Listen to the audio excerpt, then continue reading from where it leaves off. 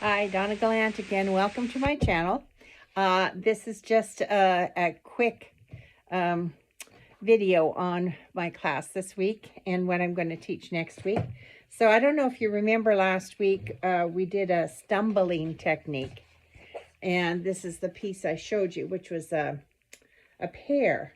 But I want to show you the difference between the substrates. So this one is a canvas paper. And this is watercolor paper. So look at the difference.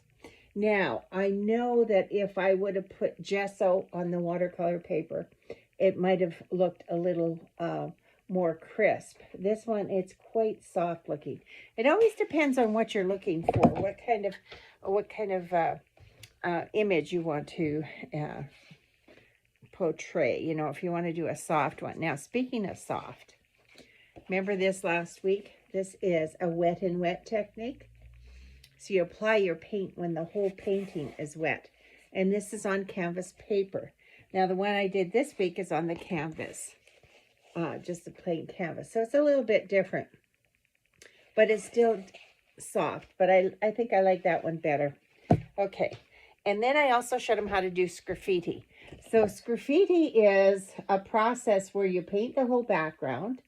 And then when it's dry, you put another application of paint on top, and you can make it fairly thick. And then you scratch into it with the end of a brush or a palette knife or something not so sharp that you would go through it, but something that will drag the paint across.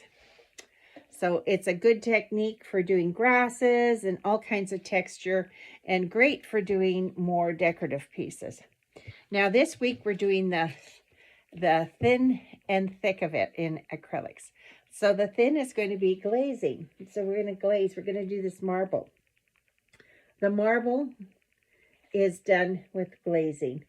This shadow part here, the dark part, is still done with a stumbling technique. But the rest of it is done with a thicker shadow. So it's a good technique, you know, if you want to, if you want to change things on a painting, you know. You can change the whole background. You can change the whole painting by putting a glaze on top. The other piece we're going to do is this one, which is palette knife. Look at all the palette knives I have. You can use them all. I love them. This is the best thing. A putty knife or a trowel or a squeegee. They're all really good. Anyway, and this is very, very thick. It was fun, and I hope they enjoy doing it this week. And next week, or the week after, I should say, the last one is going to be a finished painting. So next week, hopefully, I'll give you a glimpse of that one.